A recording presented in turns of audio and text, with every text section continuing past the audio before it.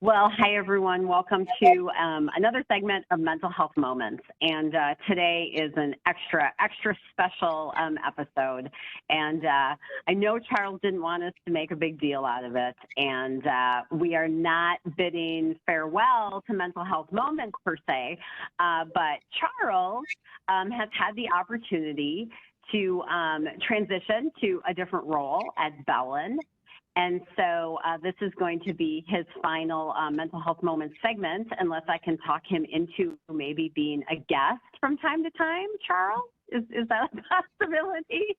I'm going to be joining Debbie in the administration world. So if Debbie has been kind enough, like she has over the course of these several years, including today, then I will definitely follow in her path, as well as Mary Lou and Dina, who've also helped out over time. So for sure. Yes, awesome. Well, I wanted everyone to know that, the segments are going to continue. We actually are going to hear from some of Bellin's other licensed behavioral health therapists, so some great episodes coming up on that too. But today, we really want to take some time to reflect and look back. It's been quite the journey. You know, if you think about it, Mental Health Moments began 3.5 years ago, really as kind of an idea of, oh my goodness, you know, the world feels like it's falling apart, and we really want to give people an additional resource to help them at this time, because we were all kind of in this crazy unknown world that we were experiencing like nothing anyone had ever seen before. So I think we've come a long ways. We've learned a lot emotionally in terms of our technology, all sorts of different things. And also just very honored to be joined today by Debbie Patz, who's Vice President at our Bellin Psychiatric Center. So let's rewind the clock a little bit. But before we do that, Debbie, I have heard that you have an extra special meditation for us to partake in today. So if you wouldn't mind getting us started, we would love that. Sounds good. Well, I'm not sure how many of you before have done any mindful meditation or not. I realize we may have some that do practice this daily, and others who have never done it before. So mindful meditation is really some time to set aside for yourself. You'll focus a lot on breathing and just being really present in the moment. So with that, if you're able to, feel free to turn down the lights in your office or wherever you are. Most of you have your screens off, but if your screen is on, feel free to turn that off as well. And then feel free to just simply close your eyes. We'll go ahead and get started. So make sure you're in a position that you feel very comfortable in and relaxed in, and go ahead and close your eyes. And with that, we'll simply start taking a deep breath in and a deep breath out. Deep breath in and let that breath out. And as you exhale, feel free to let go of any tension that's in your body. Pay particularly close attention to your breath. Notice the sensation of the breath entering as you inhale and leaving as you exhale your body. Throughout this practice, any thoughts or distractions may arise. That's okay. Feel free to gently acknowledge them and let them go. Breathing in and breathing out. Feel free to always return back to focusing on your breath. We're going to scan our body from head to toe, and we're going to notice any areas of tension, discomfort, pain, and we're going to let it go as well. So we'll start with the top of our heads, our hair, our scalp. Breathing in, breathing out, letting that tension go. Our ears, eyes, cheekbones, mouth, breathing in and letting the tension go, releasing that with your breath out. We'll move to our neck and our shoulders. Breathing in, slowly breathing out. We'll move to our arms, our upper arms, our elbows, and our fingers. Any tension, discomfort, breathing out and letting that out. We'll move to our torso, our belly, our back, from the upper back to the lower back. Breathing in and breathing out, releasing any of that tension in the back and the core. We'll move to our lower extremities,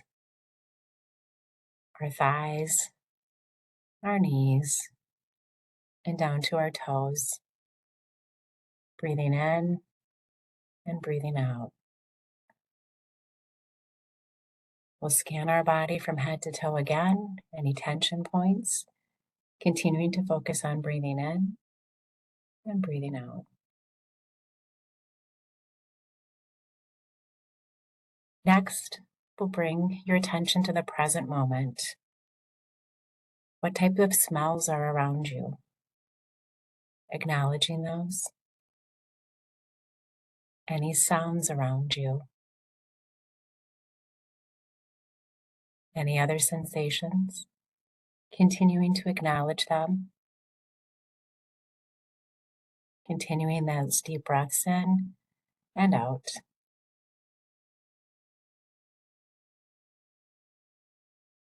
We'll practice gratitude. We're going to silently acknowledge 3 things that you're grateful for. So we'll take a few moments while you continue to be relaxed, breathing in and out, and noting those things that you're grateful for.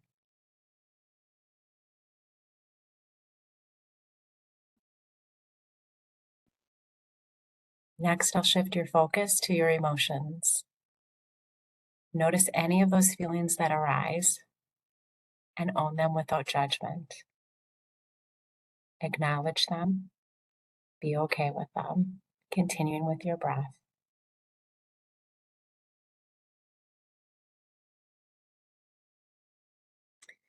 Take the next few moments to cultivate self-compassion.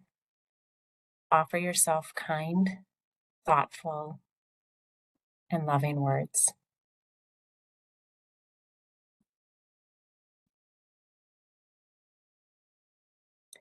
Continuing breathing in and out. Take notice how you're feeling right now in the moment. How is your body feeling? How is your mind feeling? And how is your spirit feeling? Continuing breathing in and out. Slowly continue to bring that focus back to your breath. Feel free to take a few deep breaths. And when you're ready, gently open your eyes.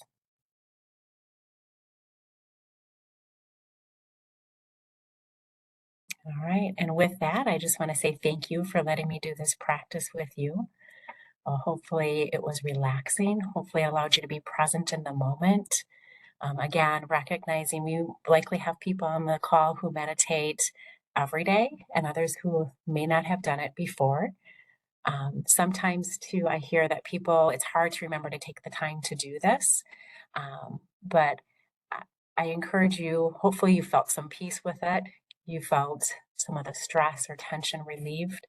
And if that's the case, but your day is busy, remember we usually all get stuck at stoplights or we're brushing our teeth or other moments where we can just really be present in the moment, take those few deep breaths, start to think back about some of those things that help us stay focused in the moment and then continue on our day. It certainly is very helpful for many people. So thank you for letting me practice this exercise with you.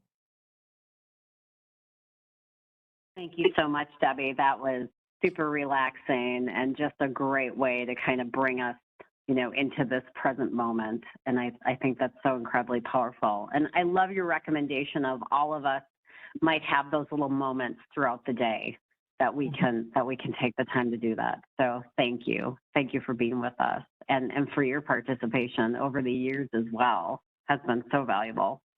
Yes, thank you so much for having me, especially this very special episode. So thank you. You bet. You bet. Well, Charles, I think it's kind of fun for us to take a little walk down memory lane and kind of think about even where we came from 3.5 years ago.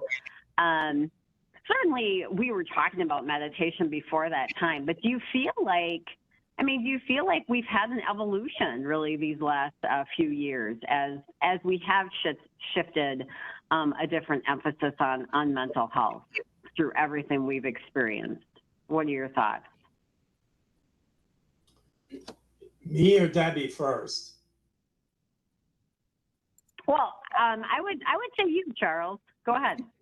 All right, yeah, my thoughts are I kind of have two kind of camps of thoughts. The first one is more like the technical one of, getting them together, how great it's been to work with you and Jody in the planning.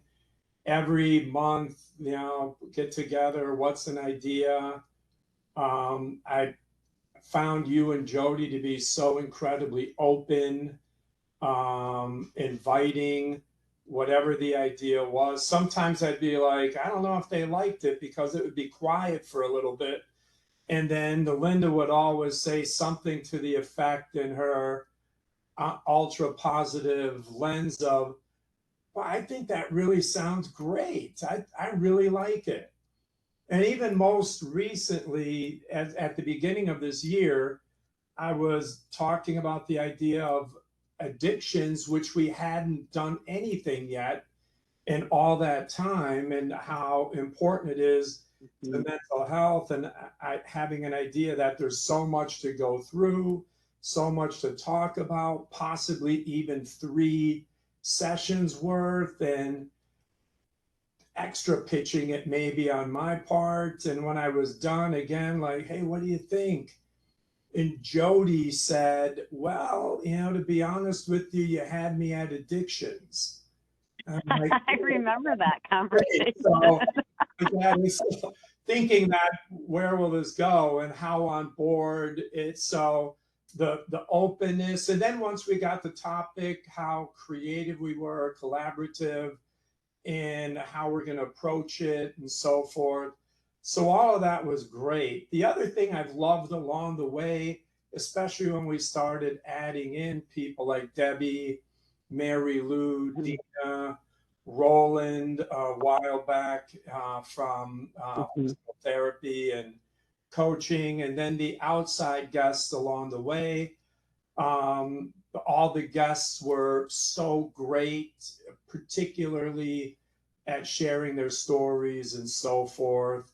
And as we evolved from it being so solely or centrally focused on COVID and an initial response to that, but then over time, branching it out to mental health, behavioral health in general. I think all of the different looks that we had, but also the fact that it was always so fast. Another month came up, and you even think about addictions. We never even got to talk about fentanyl, right? So many things that we still could have done and can still do. So it's been just an amazing journey. And to me, on a personal note, I started out mortified because it was going to be, when it started out, we did a couple things over phone, but with no video. And then when it switched to video, I was absolutely horrified at the thought of it. Believe it or not, after the first year, it didn't really hit me too much, but it did today. Like, for some reason, like maybe the idea that it's the last one and so forth. But in that respect, it was great. But I really hope more than anything else, it was an opportunity for people at the beginning to set an intention, which we talked about, of, hey, life happens to us, stuff that we wouldn't script is where the most potential usually lies. And we would have never have scripted this pandemic, but how are we going to go through it? We encourage people at the beginning, you don't go through it, grow through it. Set an intention to be better tomorrow than today. Set an intention to be able to say, I'm going to be deliberately developmental and I'm going to learn and grow even through the most adversity rather than just when things are good.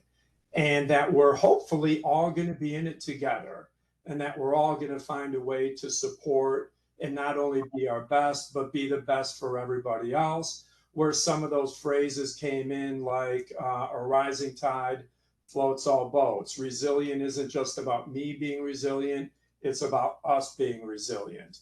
And if we monthly, we could be a massive dose of psychological oxygen, mental oxygen to everybody.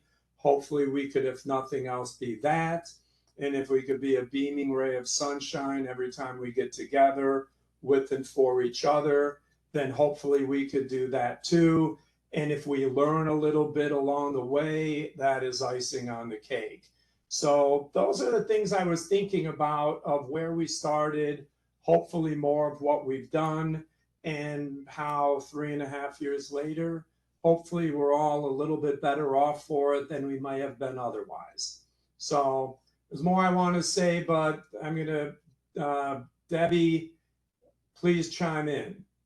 Yeah, absolutely. I think one of the things, and when COVID started, we heard so much about people need more support with their mental health. And everybody was in this crisis type of state in every aspect of their life. And I think one of the things that I am so appreciative of both you, Linda, and Charles, is you helped walk us through that and you helped normalize the it's okay if you're not okay. And here's how we're going to get through this. You help really bring it down to an individual personalized level so it didn't seem so overwhelming. And one of the things that I see that still continues today is I see with our staff, our people that we work with, our teams, that they're much more in tune with themselves and they seem more comfortable saying, I'm okay not being okay today. I didn't hear or see that a lot before COVID, and I hear and see that more now. And it just allows for that conversation about how we can help support each other. And that's a market difference. And I think a lot of that is our mental health moments. You guys have really had different topics that help support that. I think about some of the resilience work and discussion that you've shared here. And then for me, one of the most ones that was most impactful to me was really there was a discussion about appreciation and how do we positivity, how do we continue to focus on some of those things. And that was really impactful to me. It's sometimes those little things that we take for granted, but it really helped me kind of reset and reframe. And that's something that I still carry with me today. So I hope that many others that have participated, and I know that others that have participated in mental health moments have appreciated some of the same things as well. And they continue to carry bits and pieces of those with them as they continue on their journey too. So it's been great. It's been wonderful. And I'm glad to hear that I'm glad that they're going to continue. Certainly you and Charles both make it very comfortable for us as speakers. So thank you. Well, thanks for that, Debbie. And that just kind of, leads me to ask even our audience, what have been impactful moments for you? What has stood out to you? What is something that you've learned through these years of listening to these segments? I would love to hear kind of what has stuck with people. But Debbie, I really like what you were saying about people just saying, like being more vocal about if they're not okay. And I think one of the beautiful things about this segment, by continuing to do it and continuing to put it out there for our community, as a free resource, is the idea of keeping those mental health discussions going and for it to be a normal conversation for people to vocalize when they're not feeling okay or something isn't going well and they do need a little extra space or a little extra grace.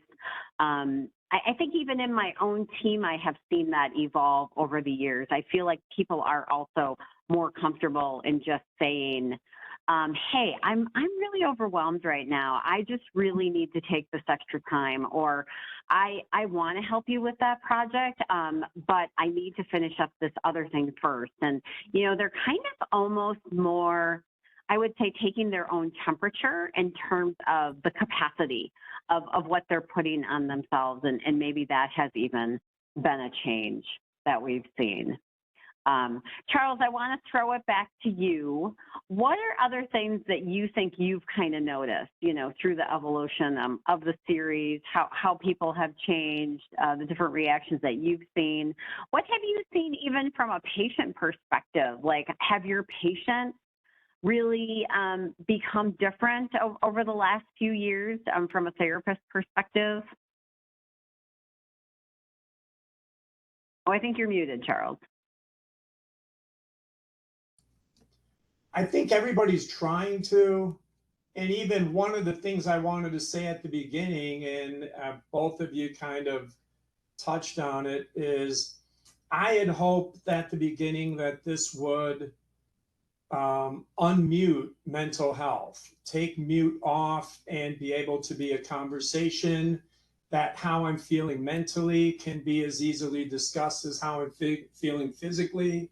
I often use the example that I often have started presentations with, how many of you have hurt your shoulder? And everybody, how many in the room has hurt your back? How many of you have twisted your ankle? And people are always like pretty open and almost in a positive way, like, oh yeah, that's me. I you know, almost like we don't even hesitate to say, oh yeah, that happened to me.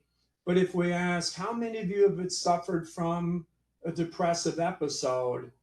Just the question, I'll even preface it with, you don't have to raise your hand if you don't want. And there's still some discomfort. You could tell the energy in the room changes just by bringing in anything in the mental behavioral health world. So, but what I've seen with that is more grace and understanding. If we go back, and I'm glad you had mentioned it, Linda, if you go back to the first year, there was one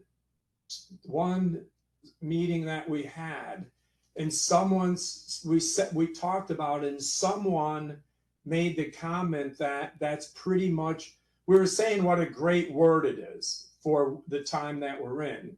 And someone said, it's pretty much been my word for the year, that we have to have it and we have to give it.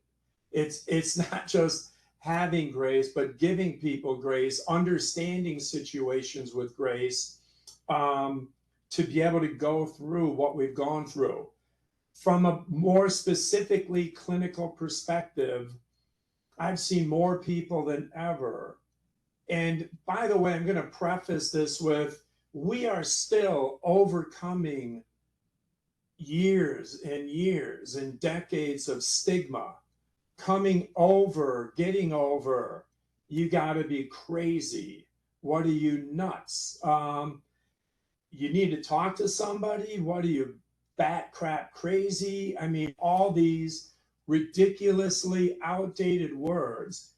We're still overcoming it, but I hear those type of things so much less externally over the last 3 or 4 years than I think we had over the last 20.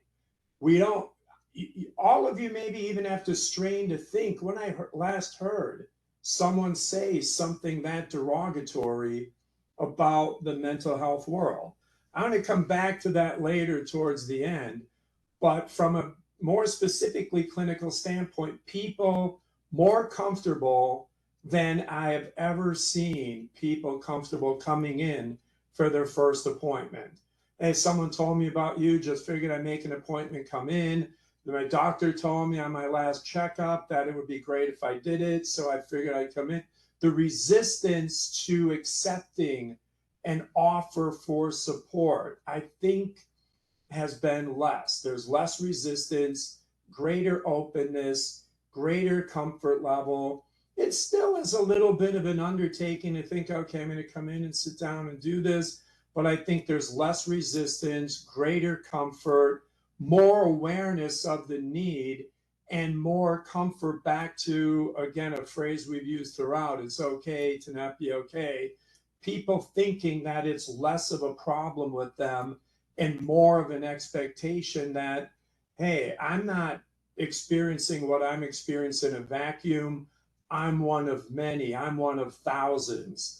And one of our last guests even talked about the belief that coming out of the womb, everybody should be assigned a clinician to work with.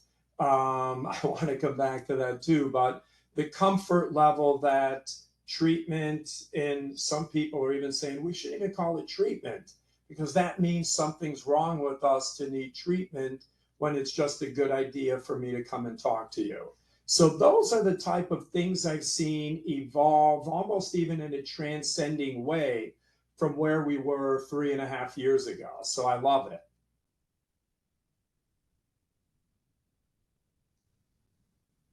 Yeah, I agree. I think we've been prompted to have more conversations, and that just kind of leads to people learning more, being more open, getting exposed to more. So I think that's definitely been a plus side. The other thing that I've really seen through this series is that it went from, we really started it as we were in this COVID-19 pandemic, and people were fearful and worried, and there was a lot of anxiety and fear going on with all of that. But we actually took this series and we evolved it. And we really evolved it. Charles, I think I'm really proud of the fact, and so much of this came from you. We evolved it into having discussions on things that people weren't talking about. And we specifically kind of chose topics where we thought, you know what, people need to understand this is also happening in Northeast Wisconsin. This isn't just an East Coast problem, a West Coast problem. This is actually affecting our community. And I think I'm really proud that we were able to have those discussions and just kind of bring some awareness to some of the things that were going on in our community that people maybe think, oh, this doesn't happen by us. And yet it really does. So I think that was one of the things that I've noticed. Was that something that you noticed as well? Yeah, I love it. And again, you and Jody instrumental in that as well. I know you're giving me credit, but both of you, every topic we had, it was what's the relevance? How is it affecting people here? Can we talk about it more? Is this silent and we need to, again, another unmute button hit on some of these things? Even if we go most recently to ACEs, the idea that, how well known is this? Are people aware? This isn't just a certain neighborhood's problem. This is trauma that everybody on some level feels or has experienced, big T, little t's, those sorts of things.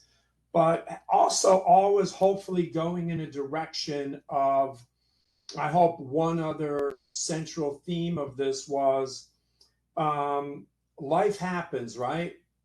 We're going to have some amazingly great things. We're going to have some things not so great, but we're not necessarily just the sum of the events in our life that happens, but how we respond to the events in our life that happen. So that there's agency in our responses, and that not everything is just what happens, but what we do with it and those that we do with it, who are our support. And that relationships at the end of the day are our greatest buffer against the stresses in life that we experience. So yeah, hopefully expanding everybody's awareness, both for themselves and then beyond, about what's happening and that it isn't good or bad. It's just that it happens. And what are you going to do with it? Along those same thoughts, Charles, you kind of took them, which is wonderful. I was thinking the same thing, right? So everybody has different life experiences. So while there may have been a focus because there was something going on in the community or we were in a COVID pandemic, I'm listening, I'm seeing the chat comments. People have had other life experience happen at the same time, and mental health moments has been able to touch them in different ways. And I think about how it's allowed me to grow as well as many others too. I see everybody who's on this WebEx currently, and things happen. Small things, big things, joyous things, sad things. But really, some of the discussions allow us to reshape those, allow us to think about them differently. How can we help each other? How can we help ourselves? And I think that's been some of the biggest things that I've noticed with myself and with others that the mental health moments have brought to us. And so I thank you both for that, because life continues to happen and we get busy and we get caught up in it.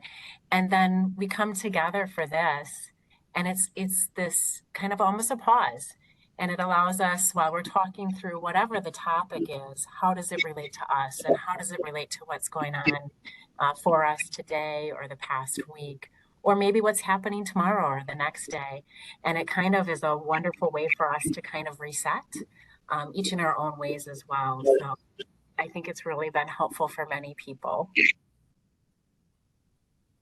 I want to say one thing, Debbie, because I take that for us as such a great compliment, because one of the things that we had been mindful of, as Linda was pointing out, is things for everybody, even if it's just to talk about and to have more on their radar screen, everything from self-change to going and talking with somebody and anything in between.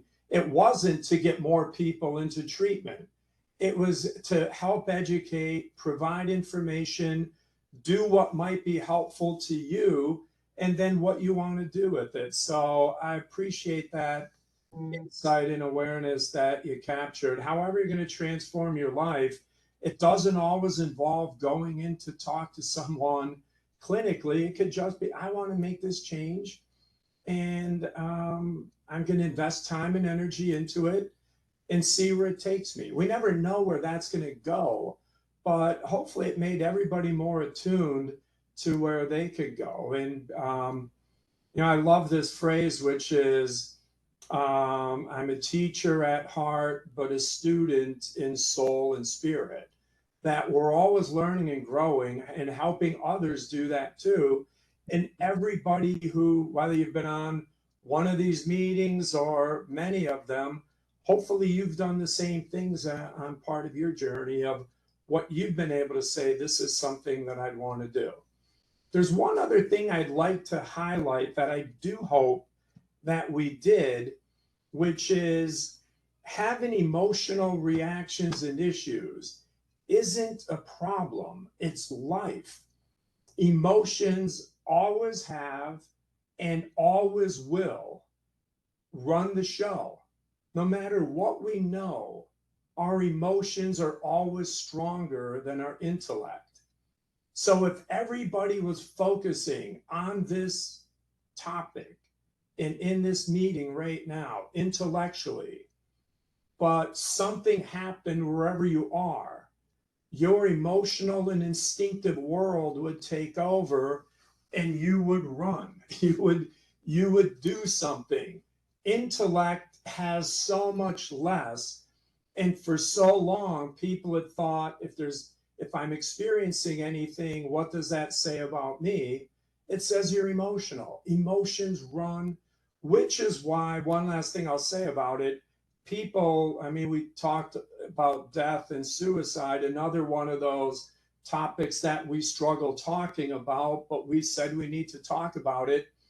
People who die from suicide seem to have everything, physically healthy, some even physically beyond attractive, like supermodels, actors, actresses, people who have everything they need nothing, but emotionally they hurt. And no matter who we are, we can emotionally hurt. And that's what I think and hope that we worked at normalizing, that emotions at the end of the day run everything. And the better we are at understanding ours, understanding how we deal with them, and understanding how we support ourselves, accept support as well as support others, we are going in the right direction. And I think that was so impactful for our audience, Charles. I know it was for me. And I think just the idea that we are these emotional beings, and that isn't something that we should apologize for. It is the very essence of what makes us a human being.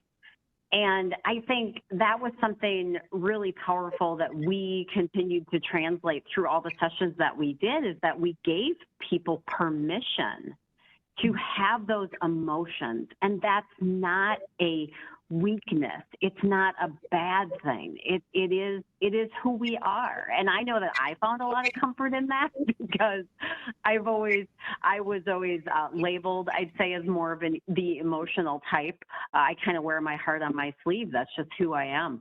And I just love that we gave people the permission to be who they are, and to let those emotions shine.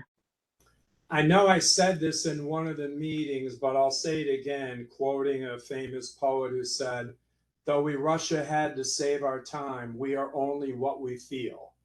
And at the end of the day, I don't know that there's anything more true than that, which is even why we'll say in families and of parents.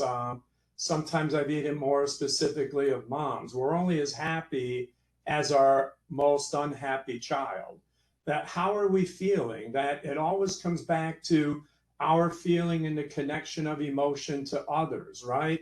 So that there's so much of everything right in that message. So, and I'm glad that you were able to connect with that through this process. So I think there's something too to be said for every day can't be a happy day, right? If we're really truthful about it, if every day we're happy, that would be the norm, and then we wouldn't know when we're happy or sad.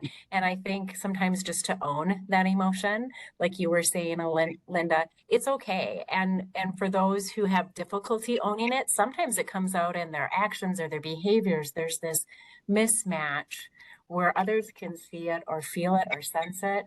But when we can really own that and say, today's just a bad day, it really is. That's what it is. But then sometimes it allows us to appreciate the next day. And it allows us to look at things a little bit differently. And I think that's been a really good learning point for me as well, that we have an option to feel the way we feel about things, but we also have that opportunity just to acknowledge it is what it is. Today is stressful, but tomorrow looks better, or today is stressful, but then I recognize tomorrow's less stressful. And it allows us to kind of gauge that temperature on our emotions. And so to just acknowledge it, to own it, and then how do we get through it? And sometimes by sharing that helps all of us as well. let me say one thing on that, Debbie. I love that. One phrase that we used early on, it was from Les Mis, which is, even the darkest night eventually gives way to a new day and a brighter day. So no matter where we are in our journey, the light is just around the corner if we can be patient with that to see it. But one other thing that I hope that we have done, and I think a little bit of what you were touching on, and then were we able to get that video, Linda? Can we show that? Yes. Okay. Yep, I do have that ready. Mm-hmm. Great. So change, neuroplasticity.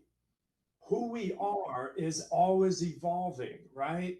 However we deal, we can get better. Whatever we're doing, we can get better. That the idea of we are not wherever we are right now doesn't have to be where we'll be tomorrow or a week from now or a year from now. Is neuroplasticity, the neuroscience world, if it's taught us anything, is that we are always adapting and responding to the changes. So, especially early on, the intent was to say, since you're going to be adapting and responding to life experiences anyway, why not make them the changes you want rather than leave those changes to the roll of a dice? Be intentionally developmental, be deliberately developmental. If your brain is going to change to experience, make it the change that you want. So we can do that. Awesome. So Charles, I did have that video. So I am hoping somebody maybe let me know and give me a thumbs up that this guy is going to work, because we were having a couple audio issues earlier. So I'm just going to cross my fingers here. I hope it works. It's a really short video of a movie that I saw a year or two ago and loved.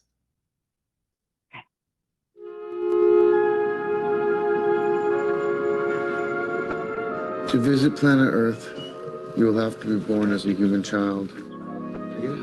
At first, you will have to learn to use your new body, to move your arms and legs.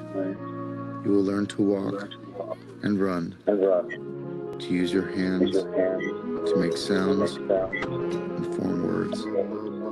There will be so much for you to learn, and so much for you to feel. Sadness, joy, disappointment, and wonder. You will grow up, travel, and work. Over the years, you will try to make sense of that happy, sad, full, always shifting life you're in. And when the time comes to return to your star, it may be hard to say goodbye to that strangely beautiful world. Damn this book. You're crying. No, I'm not. Yes, you are. You're definitely crying. Say you're crying.